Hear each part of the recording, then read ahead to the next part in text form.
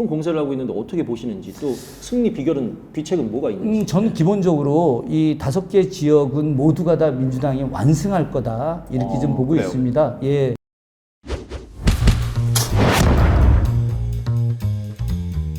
세 번째 정통파 시작하도록 하겠습니다. 안녕하십니까, CBS 경인본부 윤철원입니다. 네, 안녕하세요. 박창주 기자입니다. 오늘 저희가 모신 분은 수원에서는 거의 수원맨으로 통하시는 분이에요. 마당발이시죠. 예, 굉장히 말씀도 재밌게 하시고 네네. 무관의 정치인이지만 사실 수원에서는 그만큼 굉장히 유명한 분이세요. 박 기자, 소개 좀. 네네네. 큰 이슈였죠. 이제 중진 3선의 박강원 의원을 또 경선에서 누르시고 프로필 또한 남다르신 수원정 출마하신 더불어민주당 김준혁 후보님 모셨습니다. 예. 예.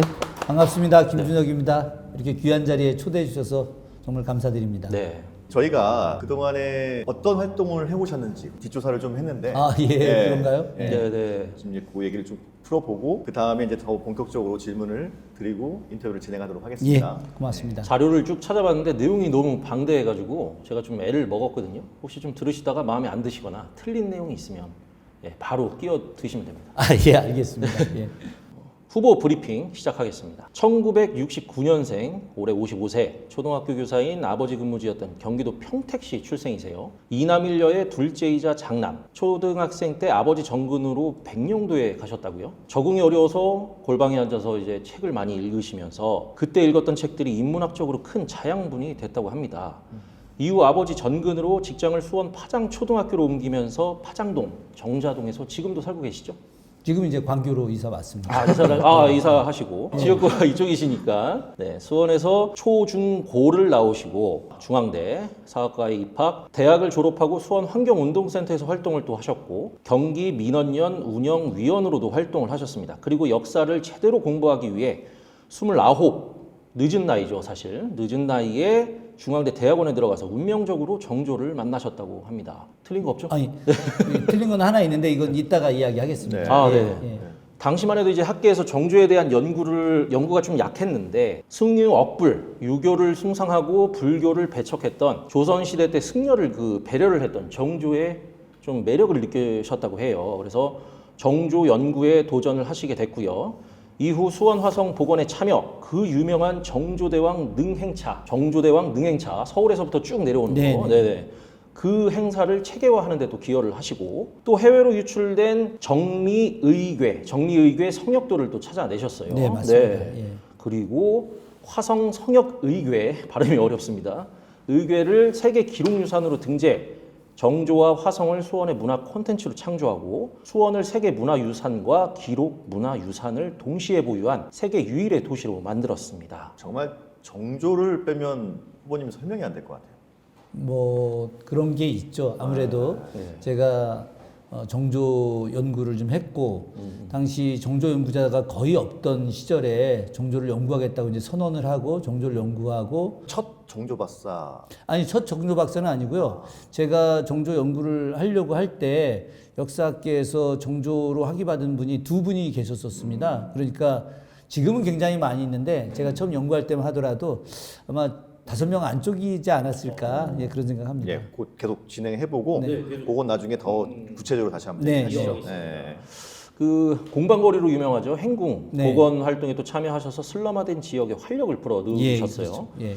정말 정조와 수원의 대표 관광지를 알리는데 인생을 통째로 갈아 넣었다라는 과장된 말도 좀 있더라고요. 저의 중반까지는 뭐 거의 100%라고 할 수 있죠. 예. 그렇죠. 그렇게 수원에 대한 애정이 많으셔서 그런 것 같은데 대학 시절부터 꿈이 수원 시장이었다. 그때부터 노래를 부르고 다니셨다고 하던데. 예, 뭐 어려서부터 그랬었습니다. 예. 2017년 더불어민주당에서 정당 생활을 시작.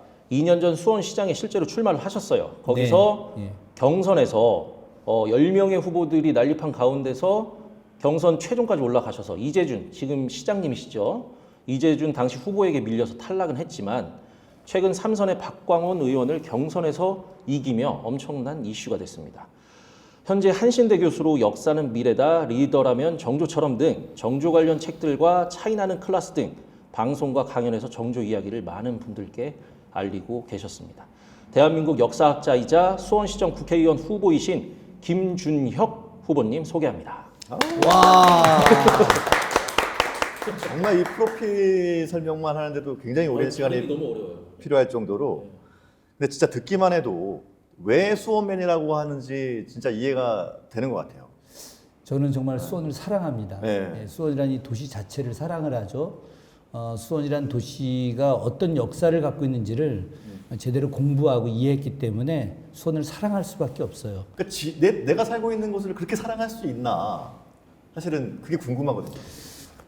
그 이유는 바로 정조를 만났기 때문에 그런 겁니다. 제가 어려서 파장동으로 이사를 오게 됐는데 3살 때 온 거예요. 아까 제가 한 가지 잘못됐다라고 한 게 제 그 호적 69년에 네네. 그게 좀 잘못된 건데요. 네네. 너무 어렵게 살아가지고 우리 아들이 공무원이라도 돼서 1, 2년 정도 더 월급을 더 받으라고 해서 호적을 2년을 늦췄어요. 예, 그래서 그게 이제 아버지 일기에 좀 나와 있는데 이제 어쨌든 아버지가 저 천안에서 안성으로, 안성에서 평택으로, 평택에서 수원으로 오는 이런 과정 속에서 초등학교 교사가 이제 오면서 파장동으로 왔는데 먼 미래를 보시고 그렇게 해놓은 아이 그게 아니라 이제 반려을 글로 받아서 온 건데 자식 하필이면 사랑이, 온 동네가 바로 정조대왕이 만든 저수지 만석거라고 하는 저수지. 당시에 뭐 만석거. 예, 조기죽방죽, 조개죽방죽 이렇게 불렀던 저수지인데 근데 어린 시절에 아버지하고 이제 낚시를 하러 갔을 때 아버지가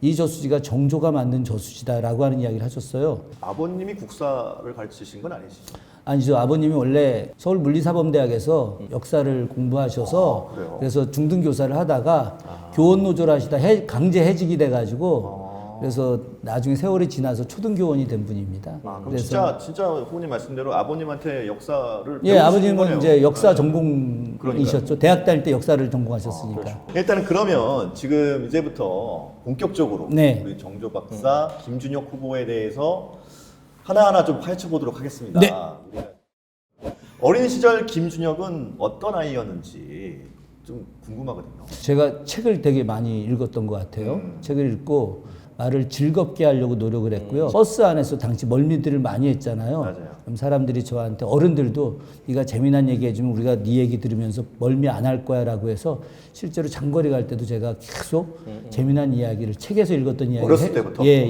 초등학교 한 뭐 2, 3학년 때부터 그런 이야기를 했던 것 같아요. 이야기하시는 걸 굉장히 좋아하시는 거예요.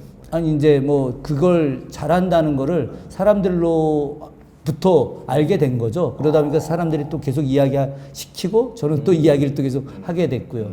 예, 그러다 보니까 이제 늘게 된 거죠. 어떻게 보면 교수라는 직업 자체도 천직이시겠네요. 그 이야기하는 부분들이 천직이죠. 네. 예, 천직이고 돌아가신 아버님께서 나는 초등학교 교사였는데 넌 꼭 대학 교수 했으면 좋겠다라고 해서 대학 교수의 잘 꿈을 됐네요. 이제 이루게 된 거죠.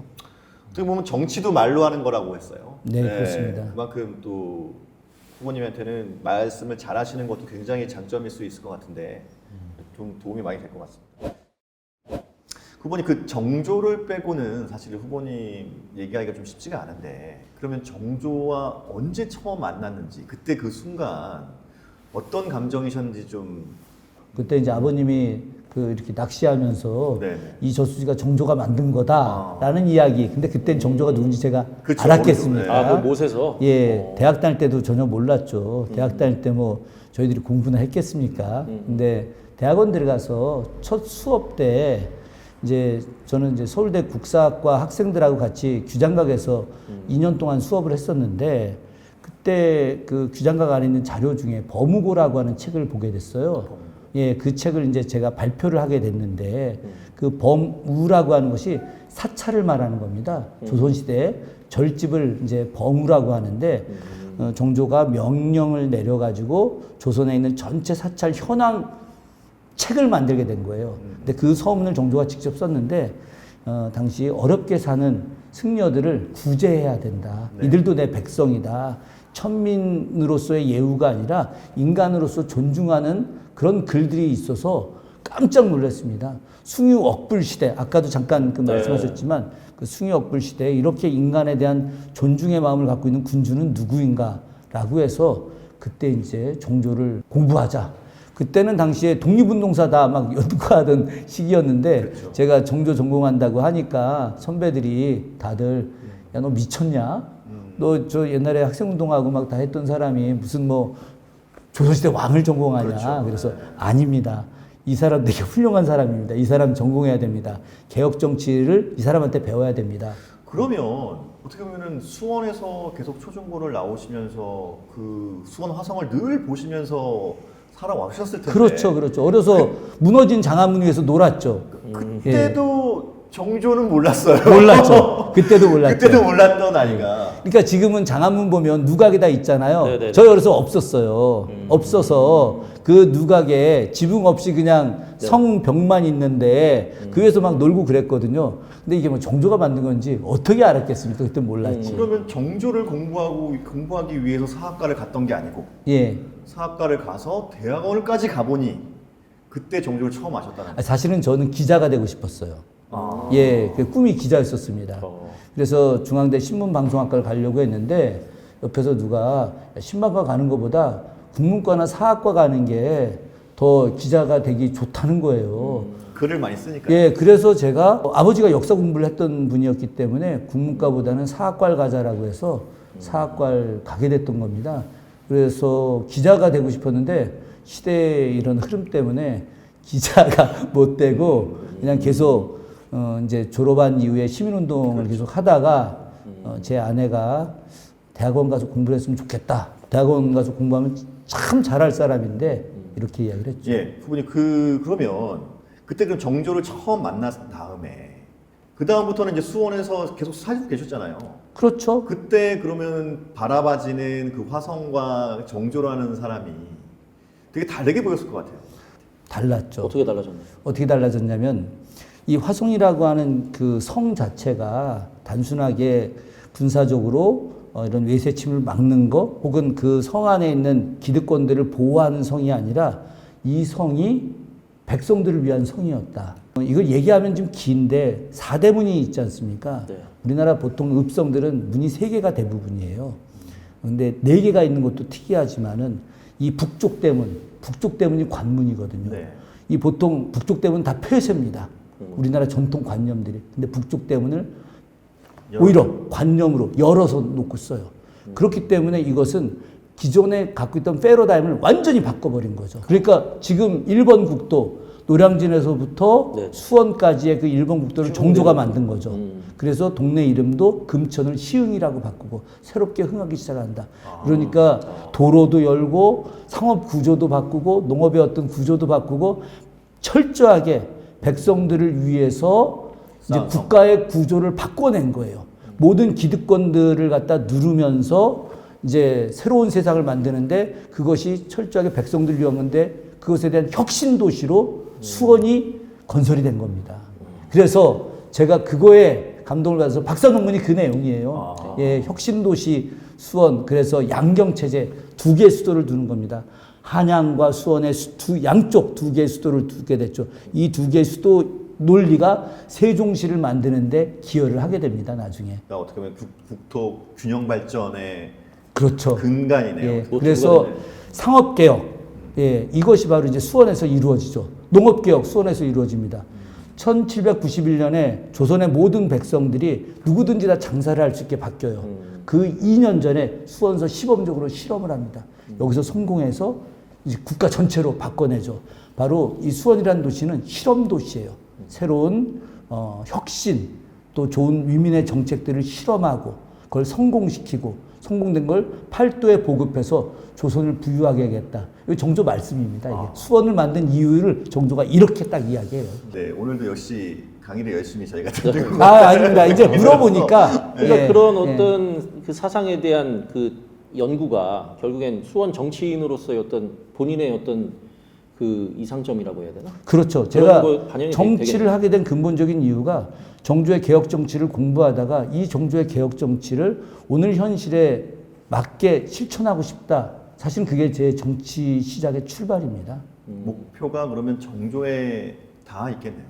아니 목표는 정조에 다 있는 게 아니죠. 새로운 나라, 바로 우리 같은 평범한 사람들이 정말 행복하게 살아갈 수 있고 남북이 화해가 돼서 소통하고 그러니까 그분의 통치 이념 같은 게 그렇죠. 예, 예. 좀 일맥상통하다고 해야 될까요? 맞습니다. 예, 그건 뭐 네. 분명하죠. 정조가 갖고 있는 이념 또 정책 이런 것들을 21세기 대한민국에 접목시키고 싶은 것이 저의 꿈입니다. 구체적으로 하면은 어떤 부분이 그 정조의 어떤 개념, 어떤 이념이 후보님에게 그런 정치적인 그러면 내가 이런 정치를 해야겠다라는 정치 콘텐츠로 것이 반영이 될 것. 가장 뭐 1차적인 건 뭐 탕평 정치다라고 한다면은 그것은 지역 간의 인재를 갖다 균등하게 개발하고 인재를 적재적소에 뽑는 겁니다. 사실 이 부분은 정당과 이념을 초월한 거죠. 정조가 가장 강조한 것이 실용이에요, 실용. 저는 지금 제가 민주당에서 진보적 입장에서 활동하고 있지만 그러나 그걸 한 단계 뛰어넘어서 바로 여야를 초월한 바로 실용적 입장에서 인물들과 합의하에 정치를 하는 것들이거든요. 정조의 실용 정신을 저는 오늘날 만들고 싶다. 예. 그래서 남북한도 역시 이념을 초월해서 경제 교류하고 문화 교류하고 인적 교류해서 새로운 대한민국, 새로운 한반도 만들어내는 것들, 이게 바로 정조 정신이 21세기에 적용된다. 이렇게 제가 감히 말씀드리고 싶습니다. 그러면 정조와 관련된 이제 후보님의 의견 잘 들었고요. 근데 사실 이번에 그 민주당 공천 과정에서 사실은 대파란을 일으켜서 승리를 거두셔서 지금 후보로 되셨는데 이 과정에서 느끼신 바가 또 있었을 것 같아요. 많은 분들이 이변이다 이렇게 이야기하고 많이 좀 깜짝 놀랐다라고 이야기를 하고 있습니다. 뭐 실제로 이변이기도 하고요. 박광훈 의원님께서 경선 이후에 바로 저희 캠프에 오셔서 정말 그 격려를 해주시고 또 열심히 돕겠다, 원팀이다라고 말씀을 해주셔서 너무 감사드리고 지금 그렇게 잘 진행되고 그러게요. 있습니다. 네. 그럼에도 불구하고 제가 승리에 대한 생각을 하게 됐던 것은 어떤 많은 지역분들이 윤석열 정부와 맞서 싸울 수 있는 그런 사람이 나타나길 기대한다.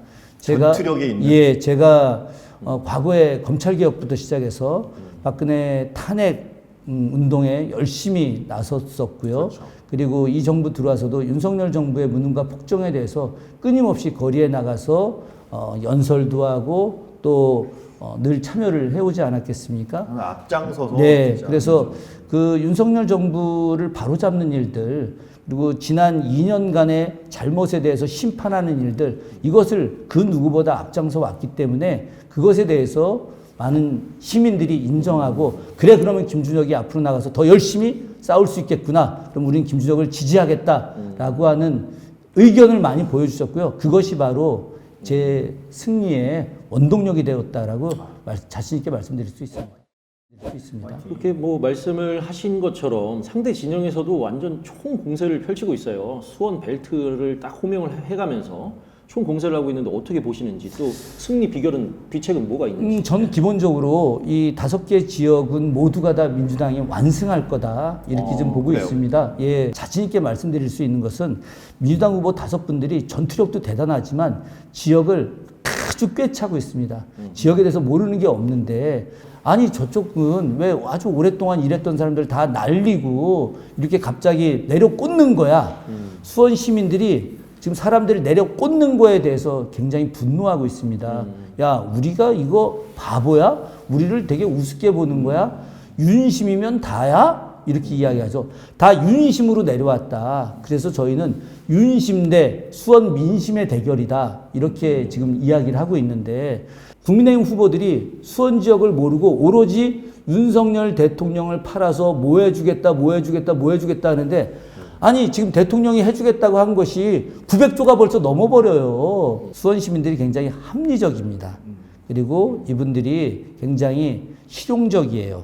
그렇기 때문에 어떤 공약이 얼마나 현실적인지를 보지 그걸 해주겠다고 해서 와 고맙습니다. 무조건 저 사람 찍겠습니다. 절대 이렇게 하지 않습니다. 그래서 민주당 후보들이 내놓는 공약은 굉장히 실용적이고 현실 가능한 내용들이고 국민의힘 사람들은 정말 거창하지만 허황된 공약이기 때문에 우리가 충분히 이길 수 있다는 확신을 갖고 있습니다. 영통이라는 지역에 대해서 얼마나 잘 알고 계신지 그리고 그 지역의 현안은 어떤 것들을 좀 고민하고 계신지 좀 말씀 좀 해주실 수 있어요? 방교 신도시 기획할 때 기획자로서의 참여를 좀 했었죠. 그래요? 그래서 정조의 정신을 이렇게 담는 당시 이계삼 그렇죠. 이계삼 추진단장이 저한테 찾아와서 광교 신도시 만드는데 종조의 정신을 담고 싶다라고 해서 그거 탁 제가 또 다 만들어주고 다 했었죠. 동의도 공무원이셨죠. 예, 당시에. 그리고 영통 지역 만들면서 전통 마을에서 아파트 신도시로 만들었는데 그러면 안 된다. 바로 전통 마을의 문화를 아파트가 있는 신도시에 접목을 시켜야 된다라고 해서 청명단오제 이것도 제가 다 기획해서 만든 겁니다. 문화행사. 그래서 지금도 청명단오제가 17회, 18회 계속 이어지고 있거든요. 이런 부분들과 참 인연이 깊다 보니까 수인선, 분당선 연결되는데 이제 메탄 권선역 영명위원으로 제가 또 이름을 짓게 됐어요. 아, 수원에 뭐 영명. 관여가 안 한 게 네, 없어요. 그렇죠. 뭐 그 사이에 수원시장이 꿈이었으니까. 예.